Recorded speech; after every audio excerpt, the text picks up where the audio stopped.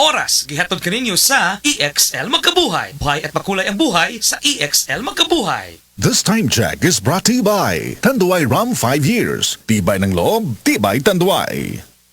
Ang turmeric nga usa sa mga sangkap sa the original Koi Herbal Capsule may gitawag ang curcumin o ubang chemical nga magatangtang sa paghubag-hubag o pagpanghupong. Dugay namin nagpalit ani nga the original Koi capsule sa una akong papa kay na siya ay sinusitis and also nang hupong siya sa una then ang Koi ra jud mo ay nakaayo niya.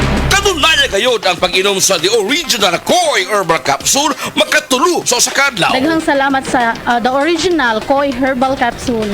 Aprobado sa FDA ang the original Koi Herbal Capsule no approved therapeutic claims. This time check is brought to you by Ladies' Choice Sandwich Spread. Big day? You need a bigatin breakfast. Have a meaty busog sarap sandwich with Ladies' Choice Chicken Spread.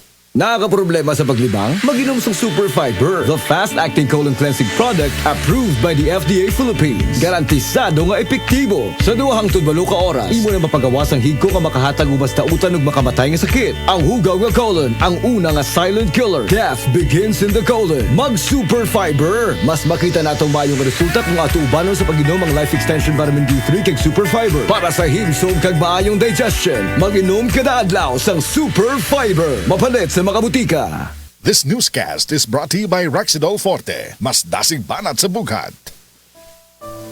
Pagbasa sa ikasyam na kabanata ng aklat ni Juan, pinagaling ni Jesus ang isang bulag, talata 1 hanggang 41. Sa paglalakad ni Jesus, nakita niya ang isang lalaking ipinanganak na bulag. Tinanong siya ng kanyang mga alagad, "Guro, sino po ang nagkasala at ipinanganak na bulag ang lalaking ito? Siya ba o ang kanyang mga magulang?" Sumagot si Jesus, "Ipinanganak siyang bulag hindi dahil sa nagkasala siya o ang kanyang mga magulang, kundi upang mahayag ang kapangyarihan ng Diyos sa pamamagitan niya.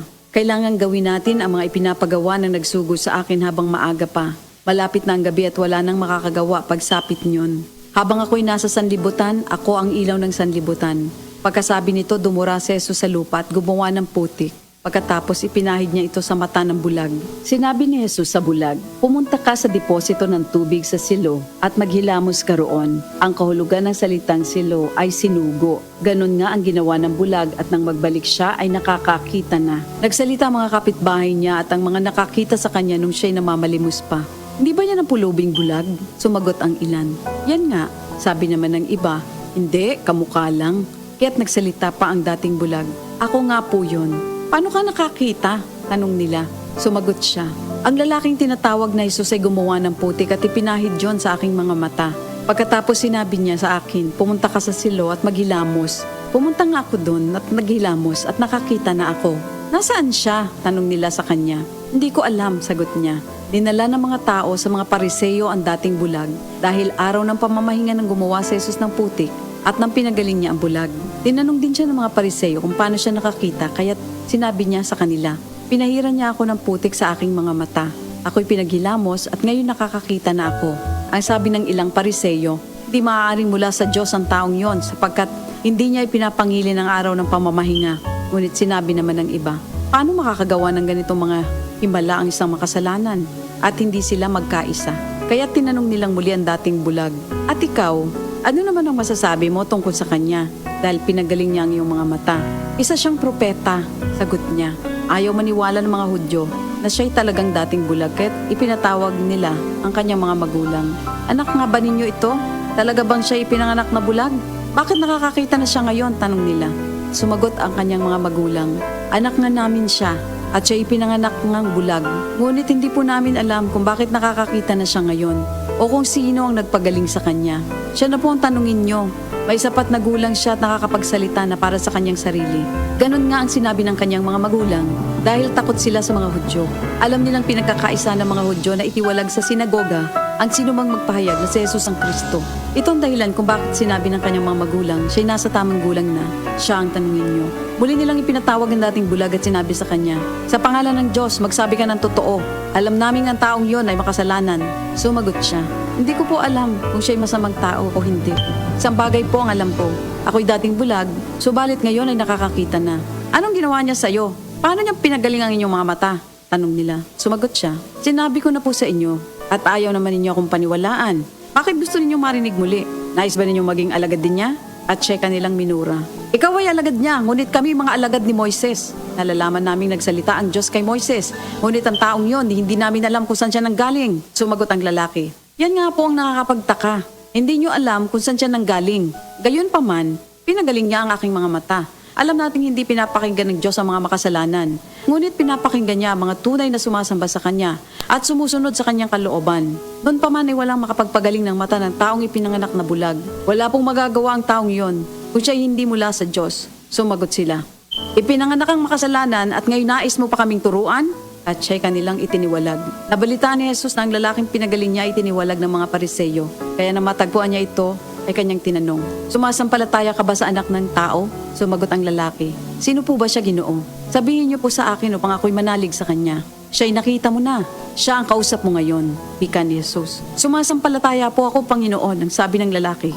At sinamba niya si Jesus. Sinabi pa ni Jesus, naparito ako sa mundong ito upang humatol at nang sa gayo'y makakita mga bulag at mabulag naman ang mga nakakakita. Narinig ito ng ilang Pariseyong naroon at sila'y kanilang tinanong, ibig mo bang sabihin mga bulag kami? Sumagot si Jesus, kung kayo nga'y bulag, wala sana kayong kasalanan. Ngunit dahil sinasabi niyong nakakakita kayo, ang kasalanan ay nananatili sa inyo.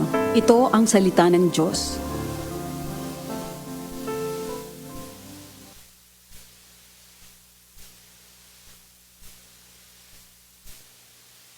Ang takna ato garato sa atong bag-ong construction partner, Century Peak Cement, Cementodo para sa Pilipino.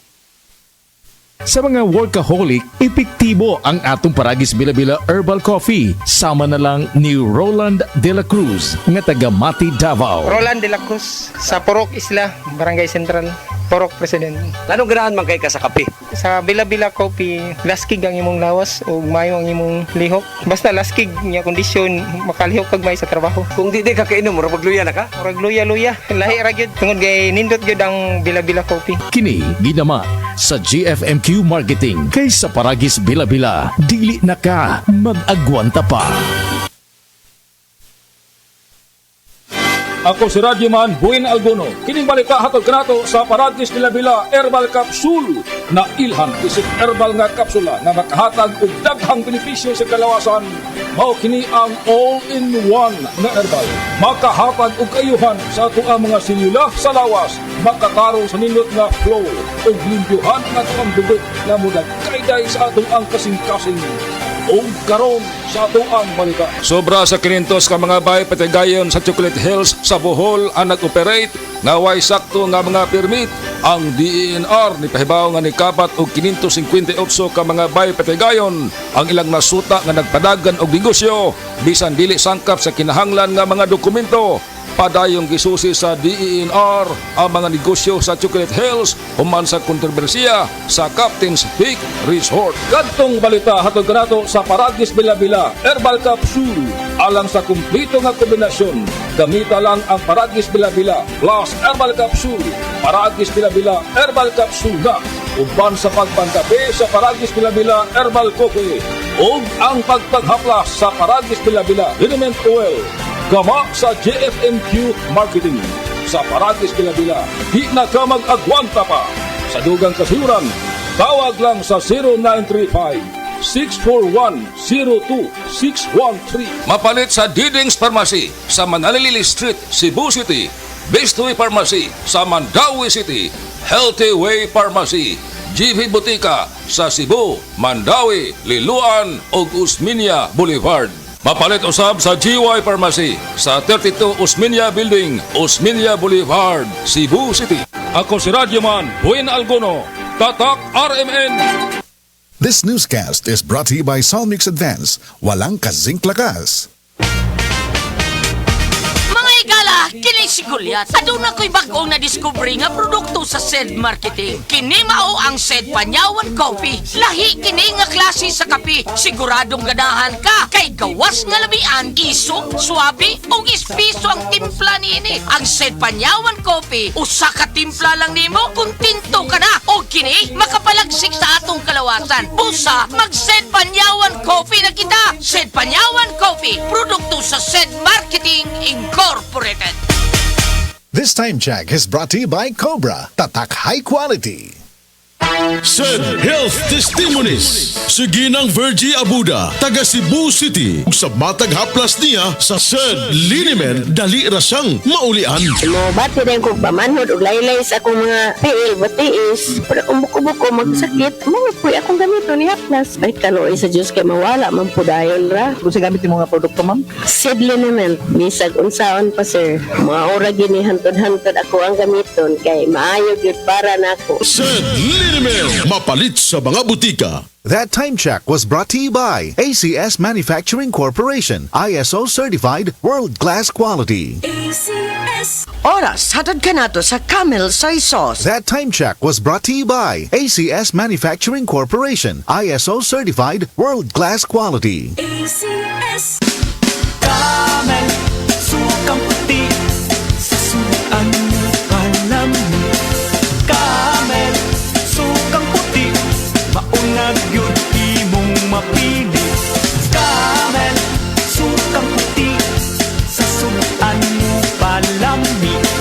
Camel, sukang puti, anita na ang sekreto, ang sekreto. That news was brought to you by ACS Manufacturing Corporation, ISO certified world-class quality. ACS. Nagkagubot nga traffic? Max, kasamax mo, fruity, lamig sarap to. Pilit-init na, uot pa? Max, kasamax mo, menthol, lamig sarap to. Makabuang nga linya sa sakyanan? Max, kasamax mo, fruity, lamig sarap to. Basta mag-commute, ang menthol candy nga balon. Available in honey lemon, cherry, fresh, o kuman pa. Menthol lamig sarap na laging kasamax mo. Ako si Jay Failanga, 38 years old, usa ka makeup artist diri sa Cebu City. Believe ang akong isuon sa akong pagkabot sa akong pagka-makeup artist. Wa ba siya masayod, mas believe ko niya sa pag-amping niya sa iyang panglawas. Mauna kung ga MX3 capsule siya. MX3 capsule sa pudang na akong gigamit, kauban sa saktong pagkaon ng ehersisyo. I feel inspired to work every day. Makita na ninyo sa beautiful faces sa akong mga client. Life is beautiful with MX3. Diri ko believe. Mahalagang paalala, ang MX3 capsule ay hindi gamot at hindi dapat gamiting panggamot sa anumang uri ng sakit. Need cash? Pensyonado ka ba? Duula ang Cebu APC Finance kay sila makatapang sa pagsulpad sa imo mga panginahanglan. Kung kumpleto ang requirements, release dayon ang loan. Pinakabarato na, no advance interest pa yun. So, unsabay mong gihiwat, tawagin na si Nada Uyang alang sa dugang kasayuran sa numero 0919-077-5938 or 0919-077-5900. Plus more, kung personal kang mabisita sa among opisina karon, ana kay madawat nga grocery gift bag. Unsabay maghiwat, bisita na! Pag kayo'y nabasagan, madaling remedyohan. Pagkatapos dikitan, parang bago na naman. Pioneer Epoxy, pandikit ng kristal, kahoy at bakal, pang-repair ng radiator, tambucho, refrigerator, martilyo, kutsilyo, tipo, araro, gero, aparador, pampatibay ng bangka, kisame, etc. Pioneer Epoxy, paborito ng bayan. Daghan magikumpra Goliath. Wall to wholesale sa P-Mart karong Mayo 31 hangtod Hunyo 2, 2024. Tanang makita nimo sa bungbong hangtod bikas bungbong suod sa P-Mart. Aduna diskwento. Wall to wall sale sa Happy Mart Juan Luna Kulon Tabunok ug Mandawi karong Mayo 31 hangtod sa Hunyo 2, 2024. DTI Fair Trade Permit number R7 Cebu 2810 of 2024. Hi, I'm Dr. Michael Smith, a medical doctor and senior health scientist of Life Extension Foundation USA. I recommend Life Extension Vitamin D3 for everybody. This is the most practical and wise way to protect our health from diseases like cancer, heart disease, diabetes, and a lot of other health conditions.